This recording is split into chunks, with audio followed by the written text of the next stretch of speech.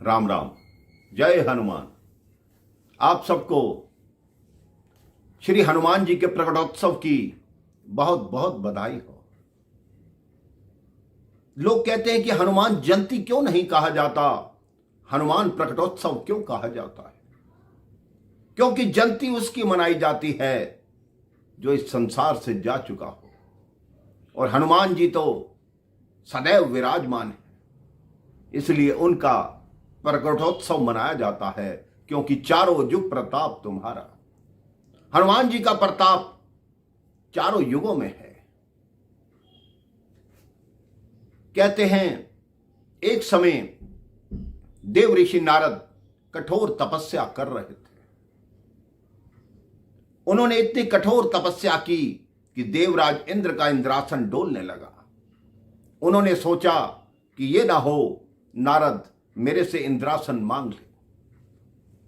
उन्होंने कामदेव को भेजा कि जाओ नारद की तपस्या को भंग करो। कामदेव ने तरह तरह के प्रयास किए, लेकिन नारद जी को विचलित नहीं कर सके। अब कामदेव ने सोचा यदि नारद की आंख खुल गई और मेरे को देख लिया तो कोई ऐसा शाप दे देंगे जिससे मेरा अहित हो जाएगा। वो नारद जी के चरणों में गिर गए। कामदेव ने अपने किए की क्षमा मांगी कि मुझे क्षमा कर दो।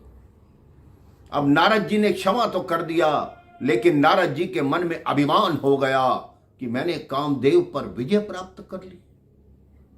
वो यही बात बताने भगवान शिव को गए। भगवान शिव ने कहा तुमको करनी थी राम कथा और तुम मुझे बता रहे हो काम कथा। अब मुझे तो बता दिया, लेकिन जाकर श्री हरि को यह बात कभी मत कहना।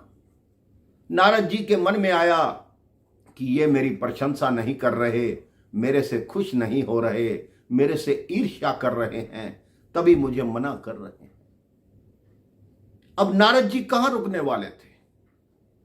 वो अपने पिता जगत पिता ब्रह्मा के पास गए।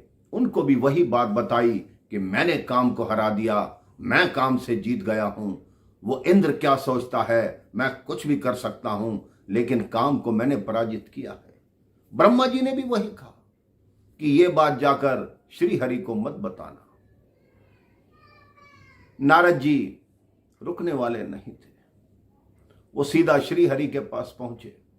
श्री हरि पहले ही जान चुके थे कि नारद के मन में अभिमान का कीड़ा, अभिमान का फोड़ा बन चुका है। लक्ष्मी जी को कहा कि अब इसके मन से इस अभिमान के फोड़े को हटाना है।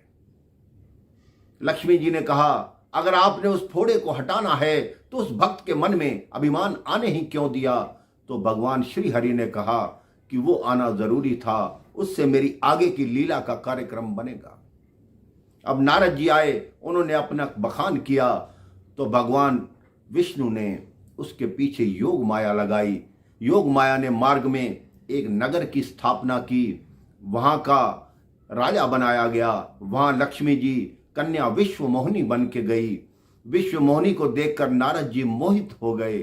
उन्होंने भगवान विष्णु से उनका रूप मांगा कि मुझे अपना रूप दे दो ताकि ये कन्या मेरे से विवाह कर ले। मेरे मन में भी विवाह की इच्छा जागृत हो गई है। अब वो विश्व मोहिनी माला लेकर सबके आगे घूमने लगी। भगवान विष्णु ने नारद को वानर का रूप दे दिया। सभी राजा नारद को देखकर हंसने लगे। जो दो राजा ज्यादा हंस रहे थे, नारद जी ने उनसे पूछा कि क्यों हंस रहे हो? तो उन्होंने कहा अपना मुख जाकर जल में देखो। जब नारद ने अपना मुख देखा तो उनको लगा मेरा मुख तो वानर का मुख है, और इतनी देर में ही उस विश्व मोहिनी कन्या ने वो वरमाला भगवान विष्णु को पहनाई और विष्णु जी विश्व मोहिनी को लेकर चले। नारद क्रोधित हो गए। सबसे पहले उन दो राजाओं को शाप दिया कि जाओ त्रेता में जाकर राक्षस हो जाओ। वो दोनों राजा खरदूषण के नाम से अवतार लिए। अब भगवान विष्णु को शाप दिया। भक्त ने भगवान को शाप दिया कि तुमने मुझे वानर का रूप दिया है, लेकिन याद रखना एक दिन समय आएगा जब फिरोगे ठोकरें खाते महादुस्तर पहाड़ों में, कभी जंगल, कभी पर्वत, कभी उजाड़ और झाड़ों में। निराशाओं के बादल हर तरफ घिर घिर के आएंगे। यदि कुछ काम आएंगे तो ये वानर ही काम आएंगे। तुम भी मेरी तरह पत्नी के वियोग में तड़पोगे, कोई सहायता नहीं मिलेगी। जिस वानर के रूप को तुमने बेकार समझकर बनाया है, वही वानर तुम्हारी सहायता करेंगे। विष्णु भगवान ने कहा, आपका शाप मुझे स्वीकार है।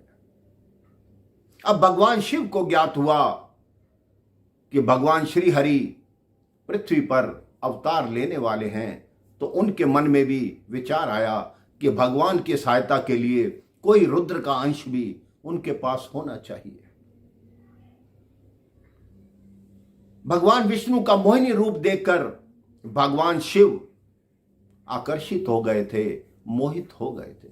इतना मोहित हो गए कि वो भूल गए कि ये भगवान विष्णु हैं। उनका एक अंश निकलकर धरती पर गिरने लगा, तो उन्होंने पवन देव को आदेश दिया कि इस अंश को अपने पास संभाल कर रखो, जब समय आएगा इसका उपयोग मैं आपको बताऊंगा। जब भगवान के अवतरण की नीचे तैयारी होने लगी, तब भगवान शिव ने पवन देव को कहा कि मेरा वो अंश देवी अंजनी के गर्भ में जाकर स्थापित करो। अब पवन देव ने कर्ण मार्ग से देवी अंजनी के गर्भ में भगवान शिव का वो अंश उनके गर्भ में प्रवेश करवाया। उस दिन से देवी अंजनी गर्भवती हो गई और चैत्र पूर्णिमा के दिन श्री हनुमान जी का जन्म हुआ।